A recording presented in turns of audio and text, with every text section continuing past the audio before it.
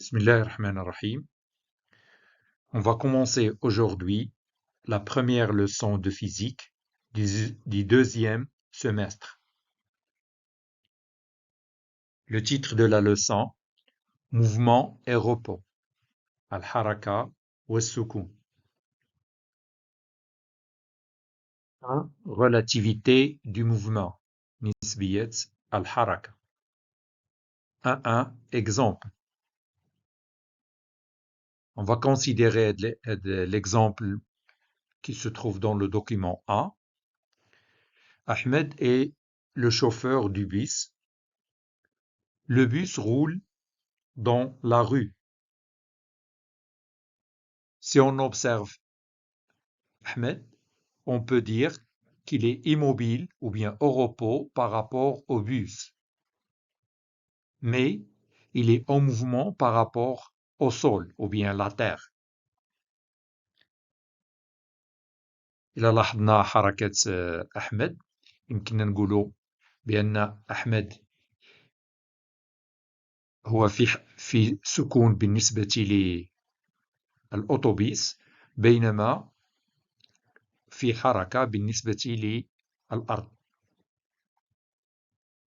Ahmed est immobile par rapport au bus, mais il est en mouvement par rapport au sol. يعني الأرض.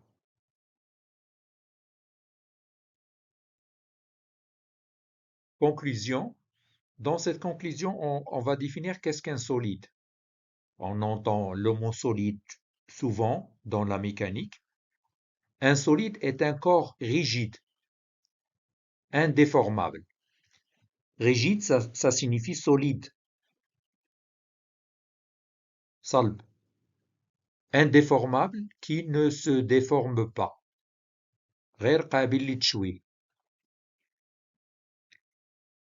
Donc, d'après l'exemple précédent, l'état de repos ou bien de mouvement d'un solide est décrit par rapport à un autre corps de référence appelé référentiel.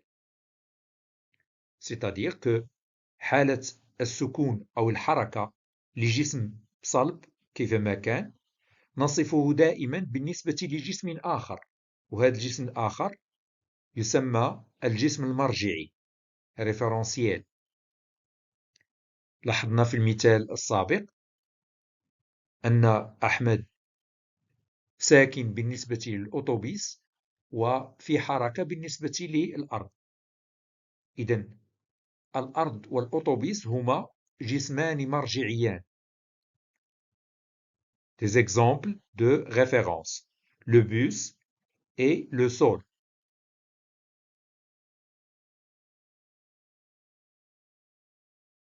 Si un solide change de position par rapport au référentiel, on dit qu'il est au mouvement. L'exemple précédent, Ahmed change de position par rapport au sol. Donc, on dit que Ahmed est en mouvement par rapport au sol. Si un corps ne change pas de position par rapport au référentiel, on dit qu'il est au repos ou bien immobile. Dans l'exemple précédent, Ahmed est immobile par rapport, bien ne change pas de position par rapport au bus, donc il est immobile par rapport au bus.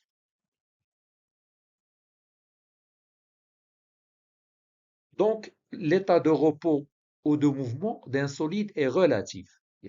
يعني نسبي. Il dépend du référentiel choisi. يتعلق بالجسم المرجعي الذي اخترناه. إذا غيرنا الجسم المرجعي ربما تتغير طبيعة حركته أو سكونه. Exemple de référentiel, on a déjà donné le bus, le sol. Aussi, on peut ajouter le laboratoire aussi. On peut considérer le laboratoire comme un corps de référence. Ces référentiels sont liés à la Terre, c'est-à-dire مرتبطين بالأرض. Ce sont des référentiels terrestres. C'est-à-dire que tous les référentiels qui sont liés à la Terre, on les appelle des référentiels terrestres. مراجع أرضية. كل مرجع مرتبط بالأرض أو ثابت بالنسبة للأرض يسمى مرجع أرضي. On va passer maintenant à la trajectoire, le مسار. On va donner des exemples. Le premier exemple dans le document 2. Lorsque le skieur se déplace sur la neige, il laisse des traces sur la neige.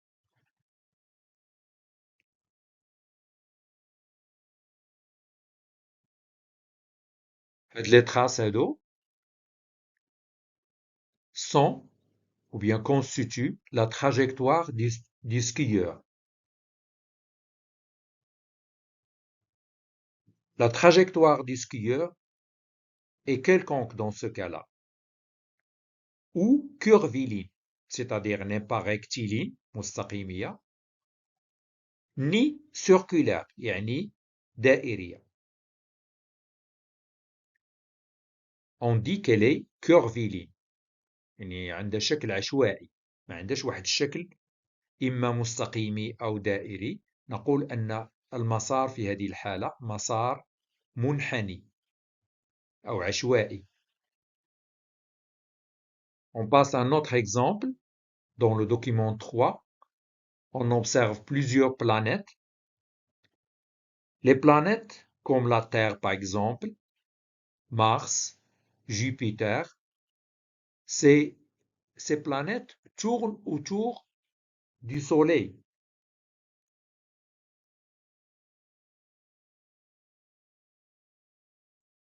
Les trajectoires des planètes autour du Soleil sont circulaires, دائرية. Passe un autre document, document 4. Ici, vous avez deux ascenseurs qui se déplacent du haut vers le bas ou bien du bas vers le haut. La cabine de l'ascenseur se déplace sur une rail, on appelle rail sika. La trajectoire de la cabine de l'ascenseur est un segment de droite, جزء من مستقيم. Elle est rectiligne, مستقيمي، على شكل مستقيم. المسار عبارة عن مستقيم. لذلك la trajectoire, on l'appelle une trajectoire rectiligne.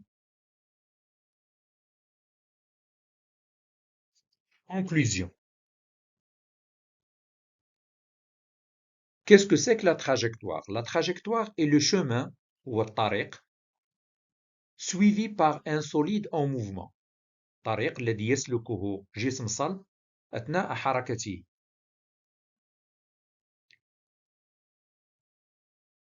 Si on observe un point de l'ascenseur, par exemple, la trajectoire d'un point M est aussi rectiligne. Si on observe de même la trajectoire d'un autre corps, par exemple le bus, la trajectoire est l'ensemble des points ou des positions successives occupées par ce point lors du mouvement du solide. Maintenant, dans ce tableau, on va résumer les trois sortes de trajectoires. Il y a trois sortes de trajectoires. Si la nature de la trajectoire est un segment de droite, c'est-à-dire قطعة من مستقيم, comme celle-là par exemple, si on relie les points à dos, on obtient un segment de droite. On dit que la nature du mouvement est rectiligne, مستقيمي. Lorsque la nature de la trajectoire est un cercle ou un arc de cercle, يعني دائرة أو قوس من دائرة, on dit que la nature du mouvement est circulaire, comme celui-là dans le document. Ces points-là, lorsqu'on les relie entre eux, on trouve un cercle. Donc, la nature du mouvement est circulaire. lorsque la nature de la trajectoire est quelconque, يعني كيفما كانت. On dit que la nature de la trajectoire est curviligne, منحنية, comme celle-là par exemple. Si on relie les points du solide, on trouve une trajectoire curviligne.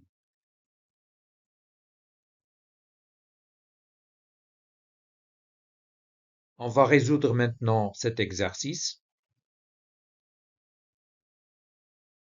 Alors, choisis la bonne proposition aux affirmations suivantes, c'est-à-dire choisis euh, la proposition vraie.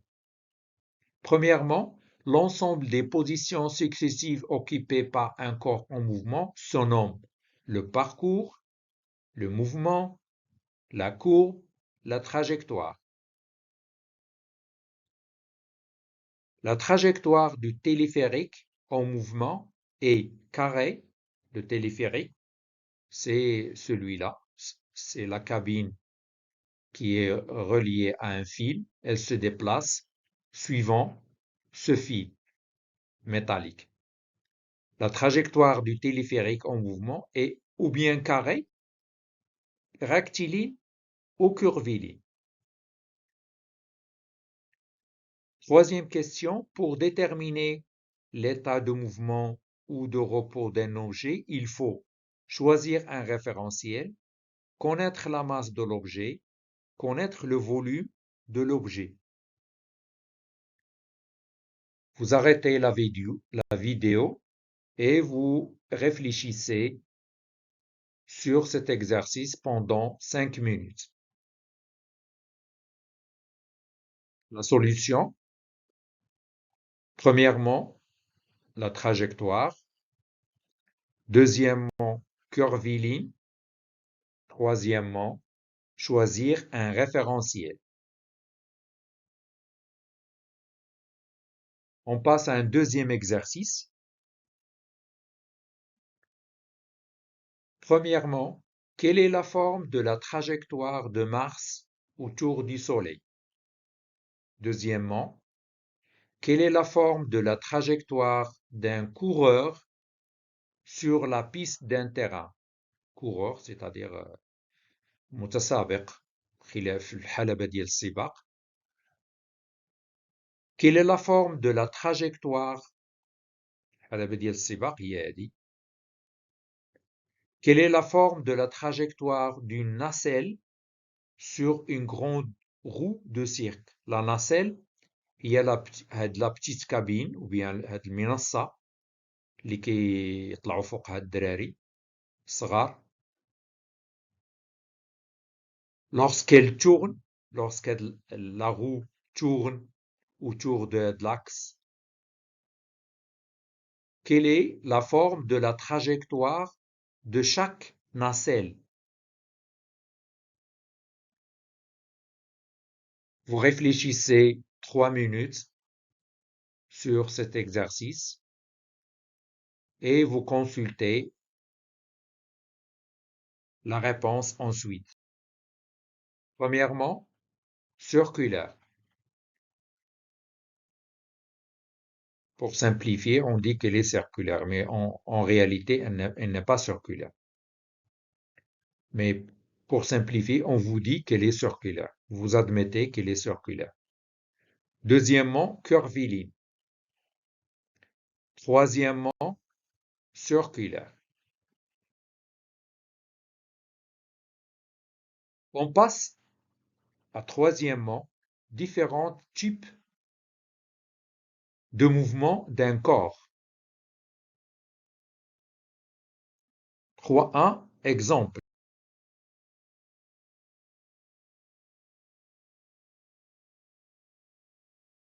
Vous considérez ce tiroir. Lorsqu'on ouvre le tiroir, on observe que la trajectoire, et on observe la trajectoire du point A, et aussi la trajectoire du point P. On observe que la trajectoire de ces points est rectiligne. Lorsqu'on ouvre le tiroir, le point A décrit une trajectoire rectiligne. De même, le point B aussi décrit une trajectoire rectiligne. On dit que le mouvement du tiroir est un mouvement de translation rectiligne. Le tiroir effectue un mouvement de translation rectiligne. إزاحة مستقيمية. Un deuxième exemple, on considère une roue de bicyclette qui peut tourner autour d'un axe qui se trouve au centre, au milieu de la roue. Si on observe le mouvement de la valve هي المكان هذا باش كنفخو هاد الرويضة كيتسمى valve. Lorsque la roue tourne autour de l'axe, la valve effectue aussi un mouvement de rotation autour de l'axe delta. Donc la valve de la roue effectue un mouvement de rotation, dawaran, autour d'un axe fixe, محور ثابت. L'axe fixe, il se trouve au milieu de la roue, ici. Un autre exemple, on considère la grande roue du cirque. On observe le mouvement de la nacelle.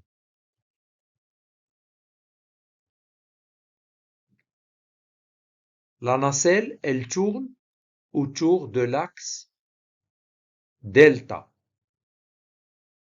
l'axe horizontal passant par le milieu de la roue. La nacelle de la grande roue effectue un mouvement de translation aussi. Parce que si on repère deux points A et B, les deux points A et B restent parallèles à eux-mêmes. La nacelle de la grande roue effectue un mouvement de translation, إزاحة, circulaire, دائرية. Revenons à l'exemple du tiroir. Si on considère deux points A et B du tiroir, on trace le segment qui relie A et B et on tire le tiroir vers la droite. Le segment AB reste parallèle à lui-même et il conserve la même direction. يعني ما كيعوج لأي اتجاه. تبقى متوازي مع هاد المستقيم AB الأول.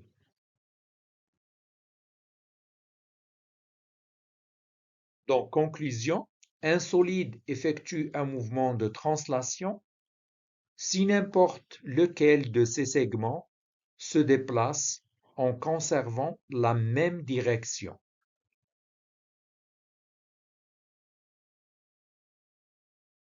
Revenons à la roue, l'exemple de la roue qu'on a déjà donné.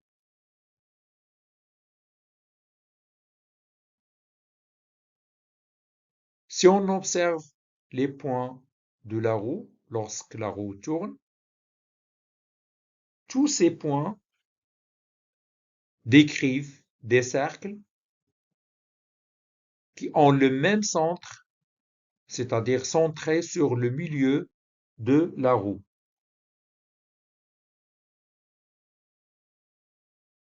Un solide effectue un mouvement de rotation si Tous ces points décrivent des cercles ou des arcs de cercle concentriques, c'est-à-dire qui ont le même centre, centrés sur l'axe de rotation.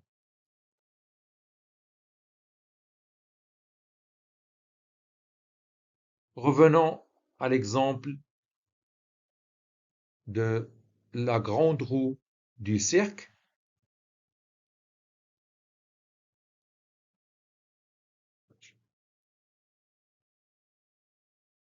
Si on observe deux points de la nacelle, ces deux points conservent la même direction durant le mouvement de la roue. Donc, un solide en translation circulaire, si tous les points du solide décrivent des cercles de centres différents.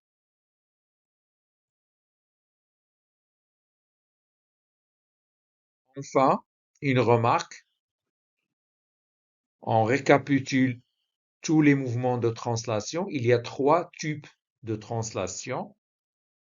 Translation rectiligne, comme le cas du tiroir et de l'ascenseur. Une translation circulaire, comme le cas de la nacelle de la grande roue du cirque. Et translation curviligne, comme le cas du téléphérique. Il a un mouvement de translation curviligne. On va voir maintenant un exercice. Dans cette image, Ahmed et Nouheila qui jouent sur le manège. Deux enfants s'amusent sur le manège qui tourne. Le manège tourne dans ce sens, de la flèche. Ça signifie que le manège tourne dans ce sens. Meriem, leur maman, est debout sur le sol.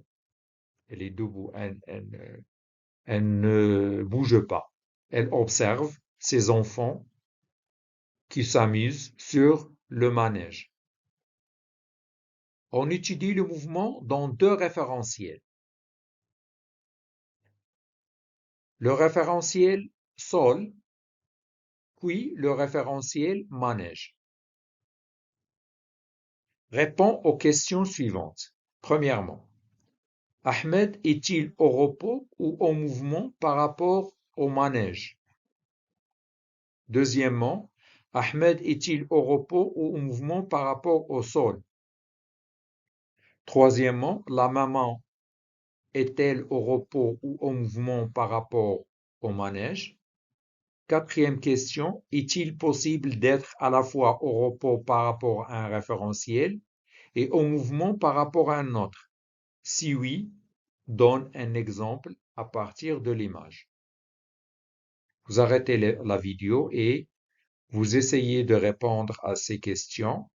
Ensuite, vous consultez la réponse. Donc, la réponse est, premièrement, Ahmed est au repos par rapport au sol, ou bien la terre, mais il est en mouvement, il est au repos, pardon, par rapport au manège, il est en mouvement par rapport au sol, et troisièmement, au mouvement. Quatrièmement, oui, on peut avoir un corps en mouvement par rapport à un référentiel et en mouvement par rapport à un autre. Le cas d'Ahmed. Ahmed, dans la première question, au repos par rapport au manège, mais en mouvement par rapport au sol. Aussi la maman. La maman, il est au repos par rapport au sol, mais il est en mouvement par rapport au manège. On a fini la leçon. À bientôt, Inch'Allah.